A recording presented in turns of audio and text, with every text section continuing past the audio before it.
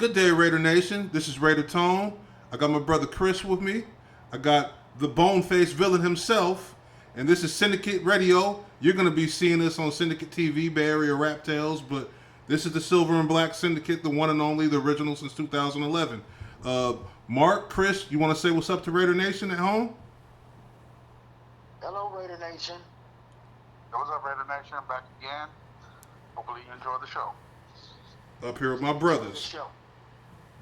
This week, Raider Fred is not with us this week. He's on his way as we speak to Los Angeles to attend the game in person. So he's not with us today.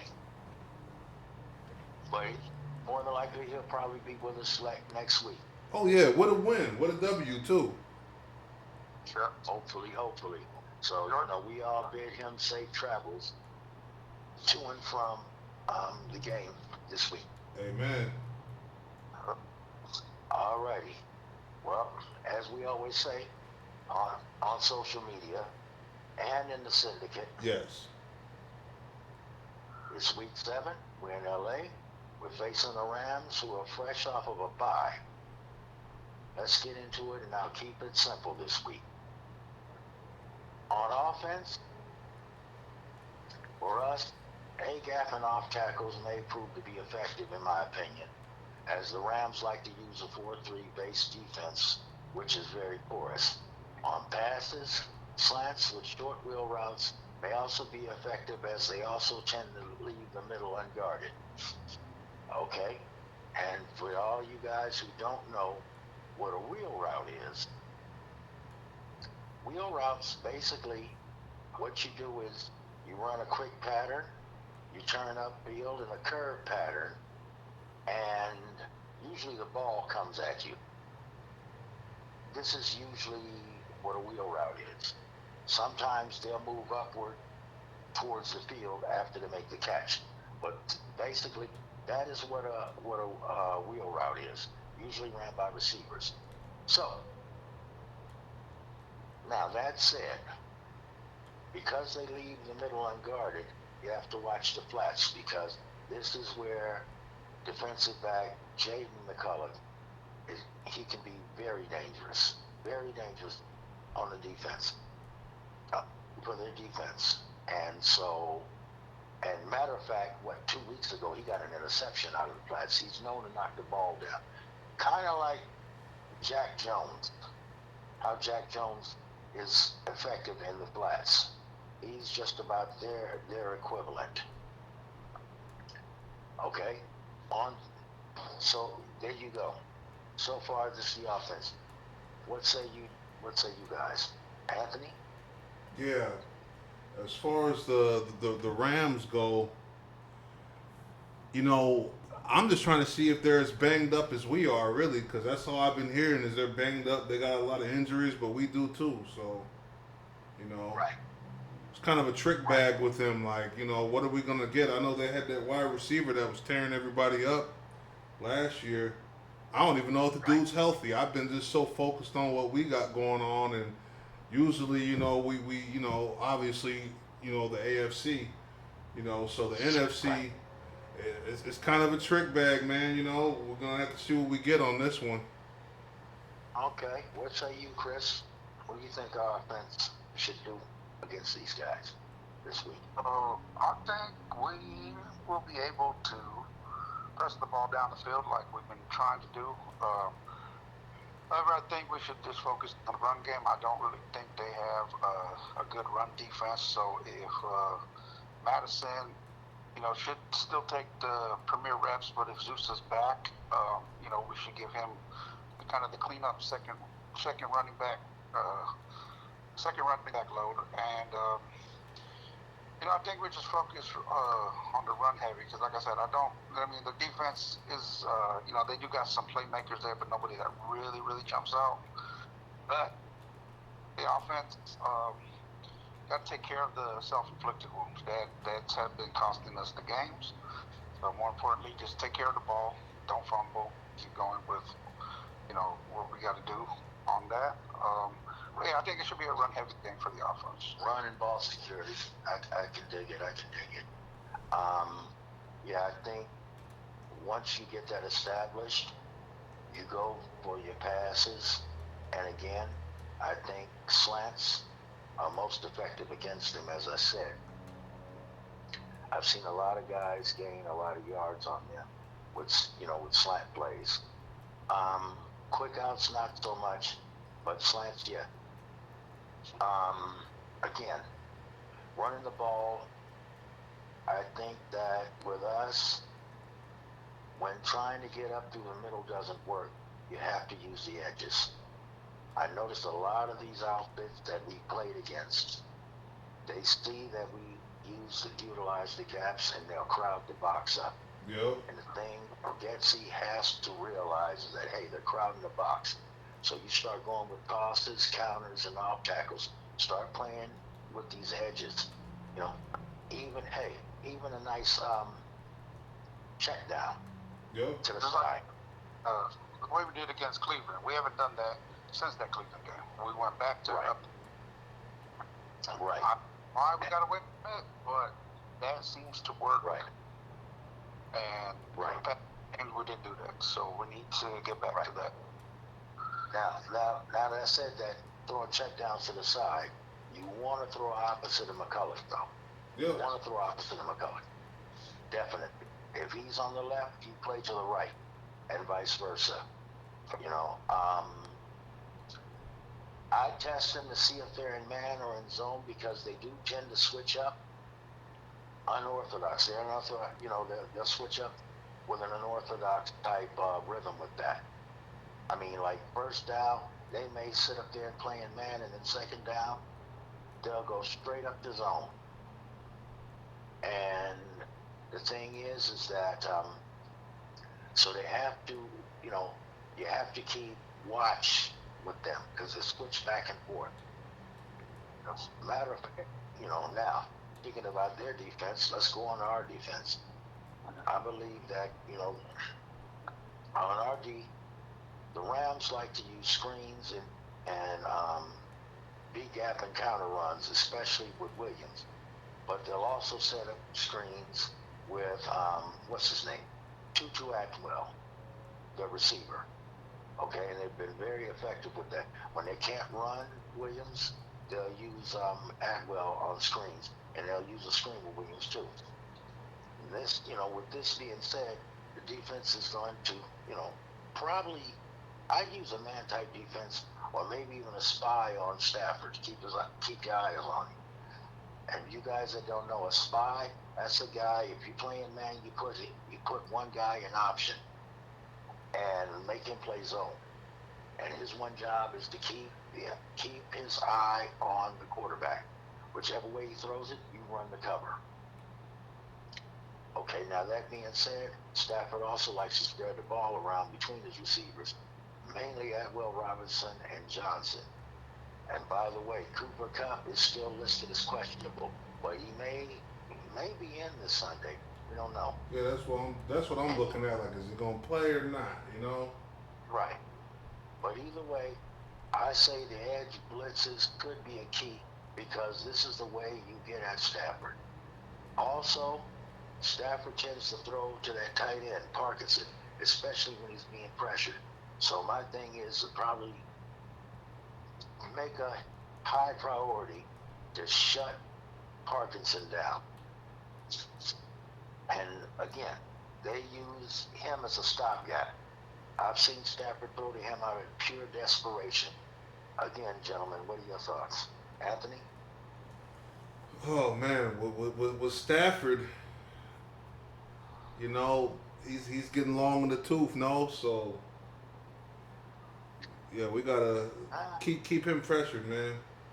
Cause we don't want him to look like the old Stafford that beat us with that throw to Megatron back in 2011.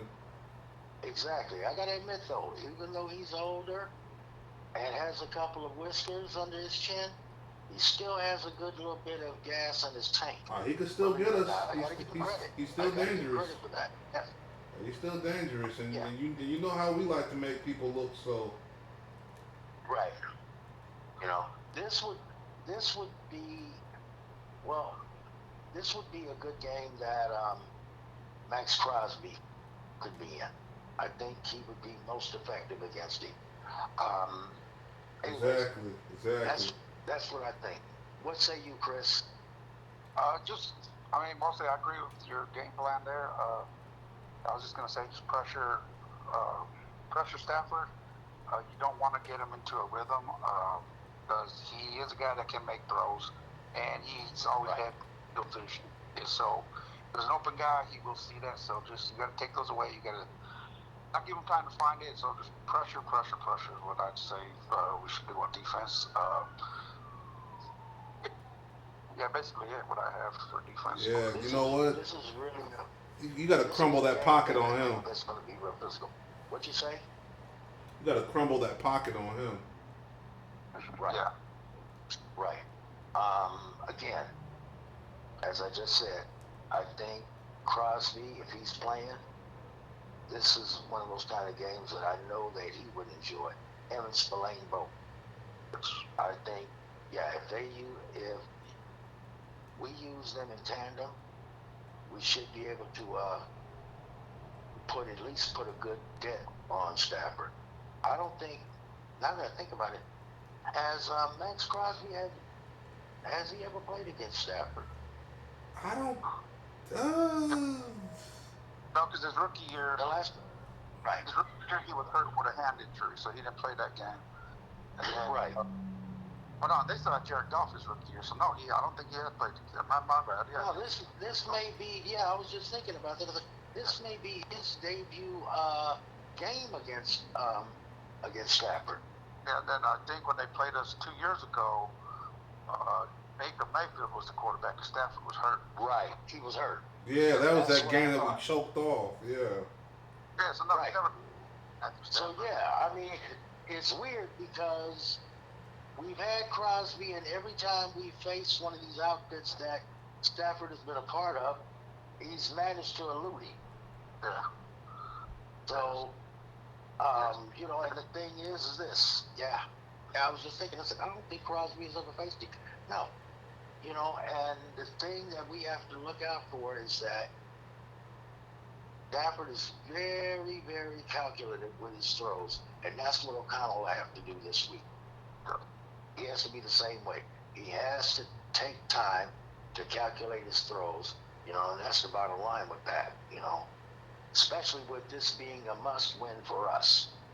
Yeah, I think it is. Yeah, it needs to be a must-win. I think it'll boost the morale of the team, improve the confidence that we can win. We can do this. Like I said, these self-inflicted wounds, I think they have been the most issue on the team, and they've been the difference in the game. Other than Carolina, who just flat out beat us from the opening to end, these self-inflicted wounds is what cost us the rest of those games. But Yeah, I think all should be Carolina. And speaking of self-inflicted wounds, I'd like to go a little bit into last week. That was a classic example of that. I was watching that again last week's game against Pittsburgh.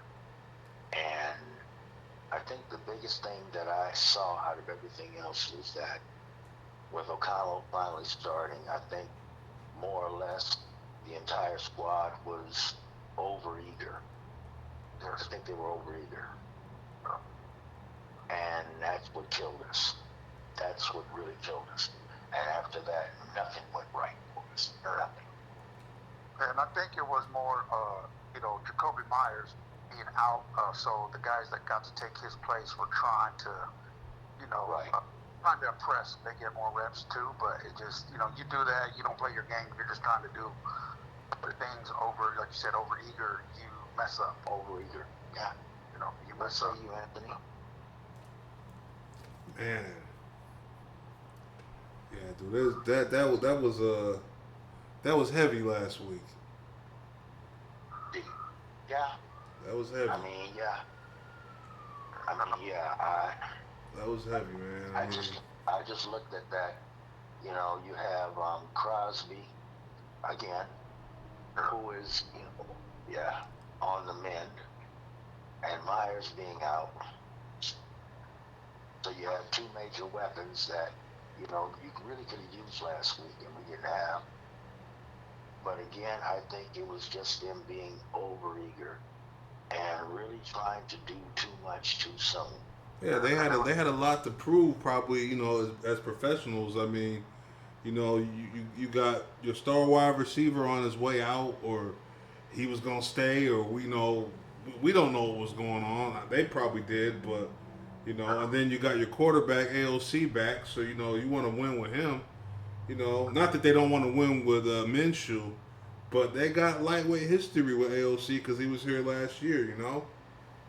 Right.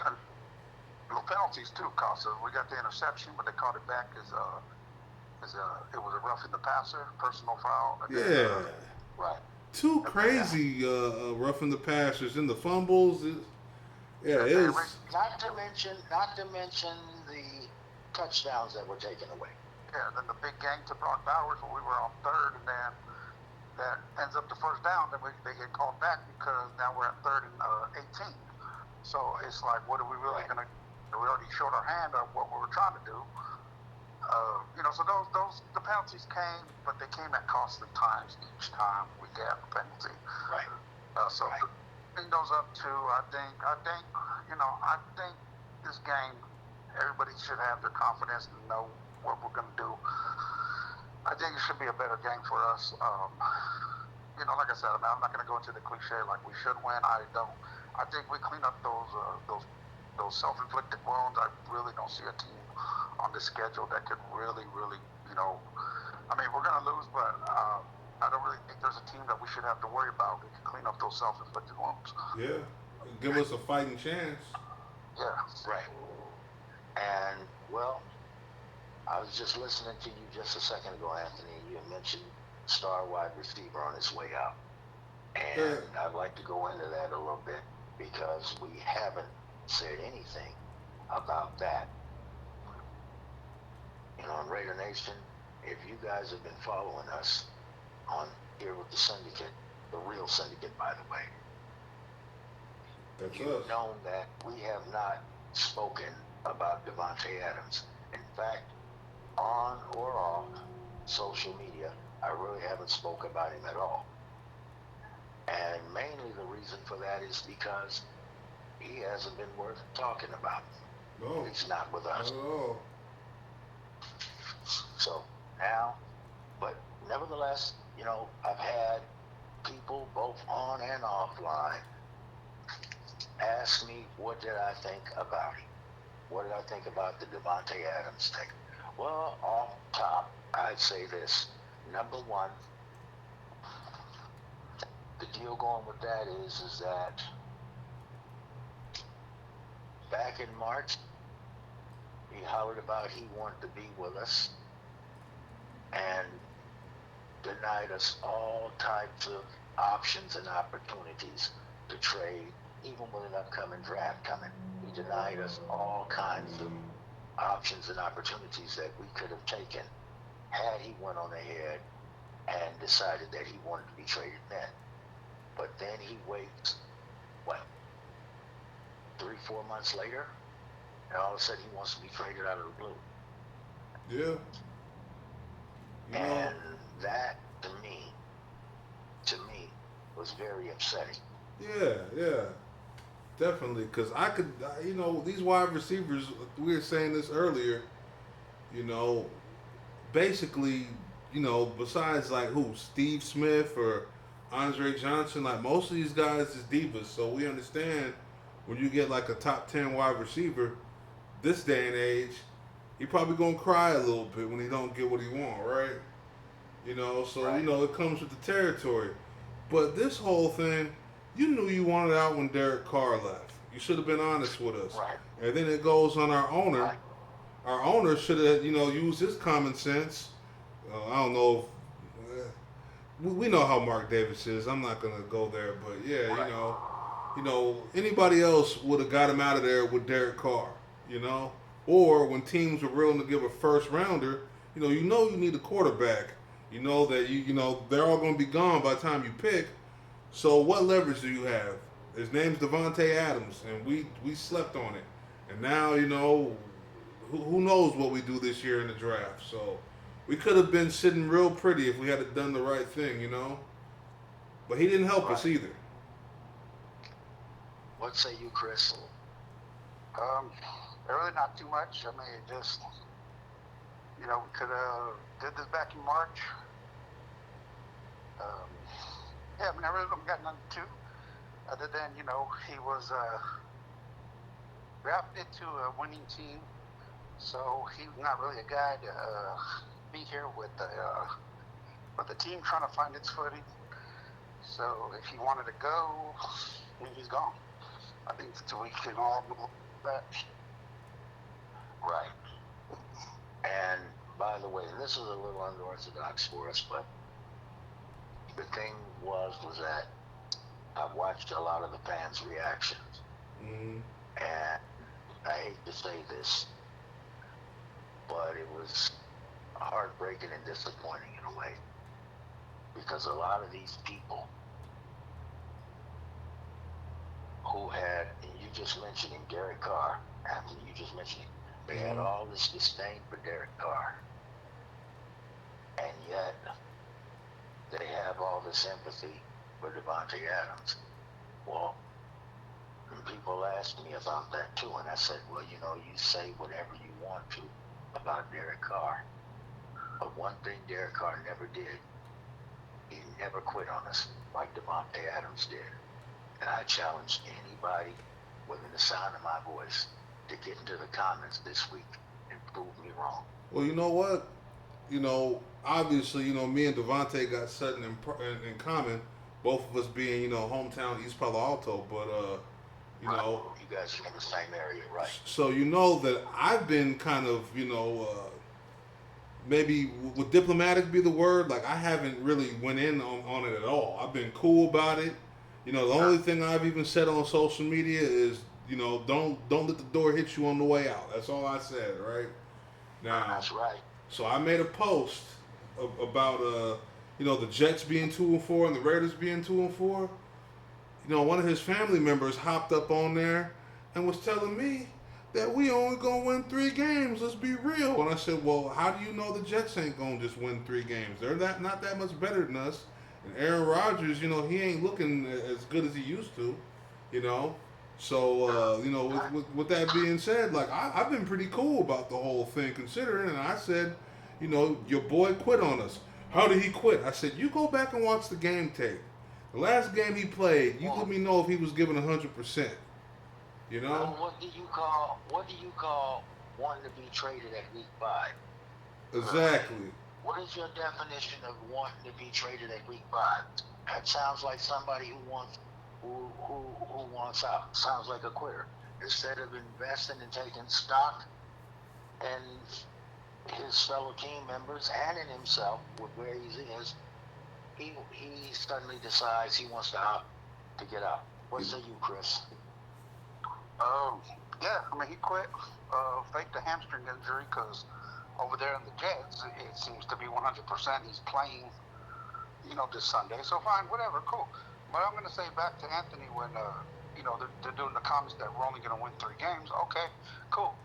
At the beginning of the season, everyone predicted a 6 to 7 win season for us, where we got a bunch of young guys, this and that, cool, whatever. I don't know what we're going to end with. I hope it's more than that, but fine. But as far as the Jets, they traded for him, and what did the experts say? Does this make them a favorite for the Super Bowl? Even at 2-4, this makes them a favorite of the Super Bowl. So I'll say this.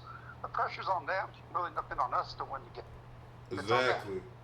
Well, I'm going to say something else about that hamstring. It seems like he got over that awfully fast. Yeah. In fact, he was standing around at the Cleveland game. I got something to say about the whole how people give Devontae Adams grace over Derek Carr. People got to be realistic, man. When you're a Raider fan, you know exactly how it is, especially these people that watch ESPN and stuff like that. You know how it is.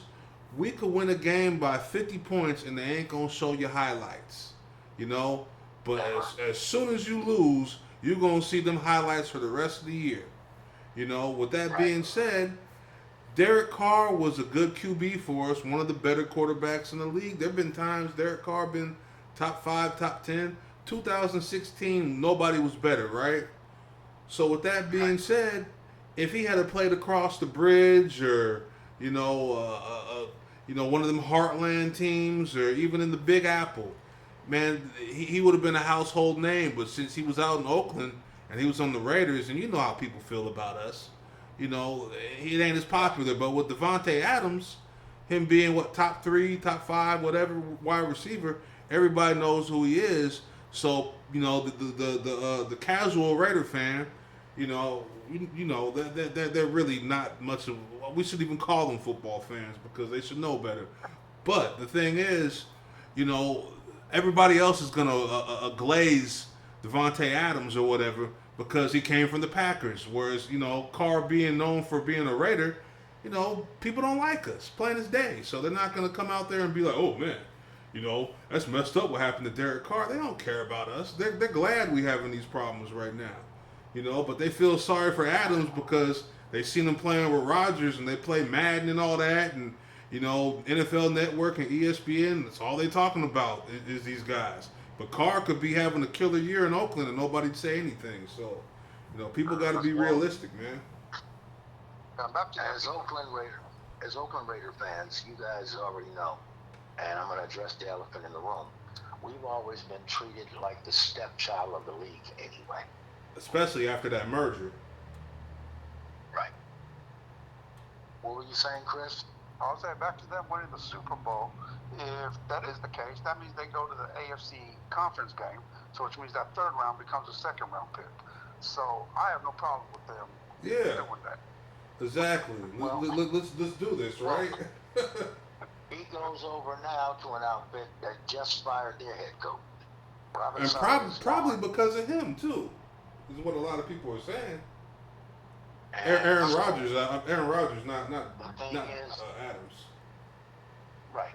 Well, the thing is that they're having a lot of, how can I put it, a lot of rearranging and their staff as well. So, to get to the Super Bowl, that would be miraculous. Yeah. Okay. I'm quite sure that they're basically looking at trying to finish strong for the remainder of the year, just like we did last year. Just try to finish strong. Speaking of elephants in the room, I'm going to change gears a little bit. Let's discuss the other elephant in the room. Tom Brady becoming a part owner of the franchise. Oh, Lord. You guys just thought. Oh, Lord. Let me start off with this one, man. Okay. I actually got an opinion on this one. Tom Brady has, all of a sudden, and, people are going to say we're biased because we're Raider fans and the Tuck rule. I'm going to get straight to the point, man. We don't know what this dude could do. We've seen him commentate kind of dry, but we don't know what he's going to do in the office. We don't know if this guy has a vision or if he's here to win or whatever. I mean, we don't even know if he's going to steal the team or if he's here because, Mark's concerned about Carol's health and what's going to happen, when she passes away and he got to fork up that dough. We don't know why Tom Brady's here. If it's just more of Mark Davis's fanboy, I just wish this dude was like his dad because he wants to sit at that table so bad. It should be dudes like us, and we do not want to sit with them owners because we are Oakland Raiders, and we know them people are not our friends. We know we come to kick them people tail. I don't want to say the other word because we own the woo-wah, but we came to we came to rub these people's nose in it. We ain't trying to rub shoulders with these folks, man. And for him to go get this guy that ain't never done nothing before, I mean, I'm looking at Tom Brady's rings with asterisks. You know what I mean? So you gonna tell me that he could run a team? We don't know what he could do. And these Raider fans that are happy to have him on board, I'm like, how old are y'all? Yeah, because we are. That's probably my most. I don't want to say hated, but because the guy might be cool. I mean, he probably about 3 exits up the road from me over here off of University, But Right. I just I don't like dude, man, because I feel like they handed it to him. I feel like they made everything easy for the Patriots, and look, they're doing the same thing with the Chiefs right now. The league is just they make it so obvious who they want to win. But I guarantee you this: they ain't gonna make it easy for Tom to win with us. There you go. What say you, Chris? Honestly, I'm not a fan of it at all. I do want to say I'm more excited that Richard Seymour became part of our. Yeah, congrats to him. I could go with that. Especially since I consider him a Raider. He played for us, so I could go with that, right? But I'm gonna say this: it happened. There's really nothing like none of us three could do about it. But Unfortunately. you're gonna be here. And, you're gonna be here. Then go with it and help us. Win or something. Like you said, you wanted to do, whatever. But like I said, I don't like it. But you're here, so put some work in, help us win too. Then I guess I don't know. I didn't want him as a quarterback because I didn't want to have to really deal with that and cheer for him week by week and do all that with the Raiders. But an ownership. I mean, we don't like Mark Davis much anyway. So No. Another owner not really being liked isn't really new to us. So it's it is what it is. But like I said, I'm more excited Richard Seymour is an owner too. So that's fine with me. Okay. Well, what I'm gonna say, I'm gonna sum it up because I'm gonna look at it from the standpoint of what I haven't seen people say. I find it that with all these victories that he got with New England and all this fanfare that he got over there in Boston, I find it awfully interesting that Robert and Jonathan Kraft didn't offer him any ownership with the Patriots. True. I find that awfully interesting. With all of the things that he's done over there, how come he wasn't offered that there? Why here? That's the first thing. And I agree with you guys totally. Okay? I look at some of these so-called fans who are running around here wishing him well. I know it's crazy, right? I wish the squad well. I hope because I don't think they're saying, oh, Tom's gonna have saying this and saying that. Well, the thing is that okay, he's here. I'm not one to say, well, I'm not going to wish you well. However, we don't know what type of person he is off the field in terms of on a business aspect. I've never heard of Tom Brady ever having any kind of successful business ventures. Like I was telling you guys earlier, again, Magic Johnson. Magic Johnson is also a world champion athlete, but Magic Johnson is also a successful businessman. Yeah. We don't know what Tom Brady is or isn't capable of off the field. Okay? And I find that awfully interesting that Mark Davis would pass over somebody like Magic Johnson, who has met with success, let him slip out of his hands and go over to Washington, and instead opted for someone like Dana White. And as I told you guys, here he is howling about considering putting Dana White in an ownership type stature like he did with Tom Brady. And then 2 weeks later, here he comes with a spousal abuse charge for, beating his wife. So the thing that gets me is that I think in a lot of ways, and a lot of people may not like me for what I'm about to say, but Mark Davis in a lot of ways acts like a groupie and his own fan. This reminds me of John Gruden. Oh yeah. Because there was no real reason for John Gruden really to come here. other than It was Mark all being the a fan. fact that Mark Davis liked him. His father fired him for a reason. And again, I challenge anybody in the comments, because I already know they're going to jump up in here and say, how can you say that? And I'm like, well, simply because after Al fired him, John Gruden didn't do anything of his own merits. Winning the Super Bowl, he didn't do that, not of his own merits. He did that because of Tony Dungy. Tony Dungy had built up the Buccaneers. And they were a championship grade squad. All he had to do was push the autopilot button, stand there, and look cool. Okay? And the proof was in the pudding, because when Mark did hire him with that ridiculous contract and he came back to us, what did he do? He gutted the entire roster.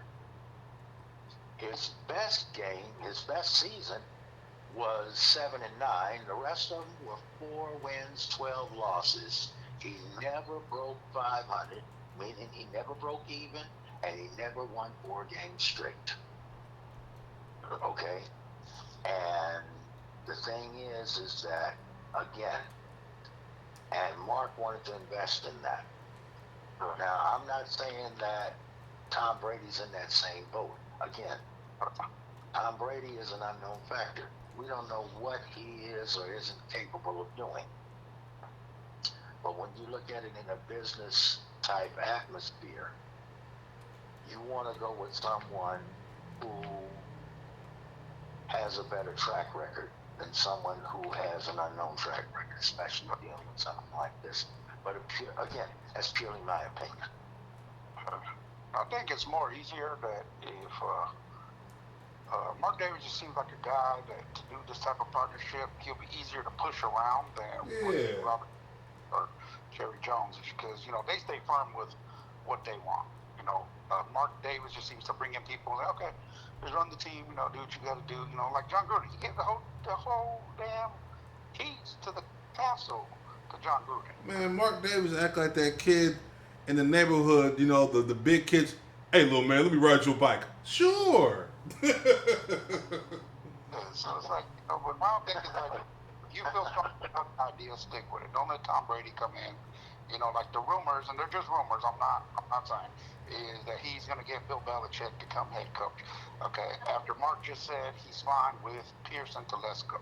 So that's what you do. Stay firm. We don't need Bill Belichick coming in here at all. To be honest with you, I like I like the direction. To be quite honest with you, we're not winning games, but we've already covered why.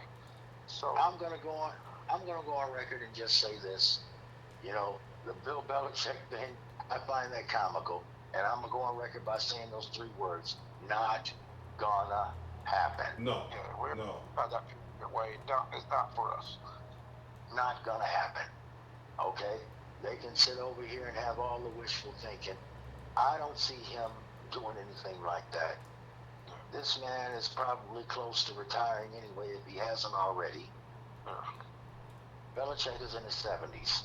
Okay? And the thing is, him and Tom didn't get along that well anyway, they say, so, Well, even so, listen, the man had one hell of a run, and he's probably happy retiring where he is right now.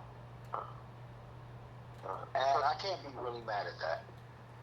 And the thing is, I don't think his coaching style is going to work on this generation of players. Nah, that Patriot way, Well, that was proven already. Once Brady left, it went downhill anyway. Yeah. that style's for veteran players anyway. Right. That don't work on the young guys. And not to mention that the league is constantly ever changing. That's what John Gruden didn't get. And he got, can't what he come in got? He and- got left behind. John Gruden. Right. I mean, you can't come in to a new style of the league that was changed using these old plays and wondering how come they don't work. And this guy Yeah. up here using old Bill Walsh plays and stuff. Right. And you guys know that, we've discussed this both on and offline. we've even touched upon this in the Syndicate. Yeah. You know, in the Silver and Black Syndicate. The real Syndicate. And, right. The real one. Yeah. Okay. The originals. The original. Okay. The originals. So anyway, with that, I guess we'll wrap it up here, gentlemen. And you know, we hope to see you on game day. And again, I want you guys to know that this is the original Silver and Black Syndicate, and you listen to the Silver and Black Syndicate Radio. The Yes, original. sir. The Of original. 2011.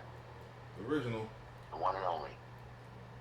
Thank You you. know, there's some others out there, you know, often imitated but never duplicated. Never. If you're listening to the originals here. Since day So one. as I always end, both on and offline and in the Syndicate, that's my 2 cents.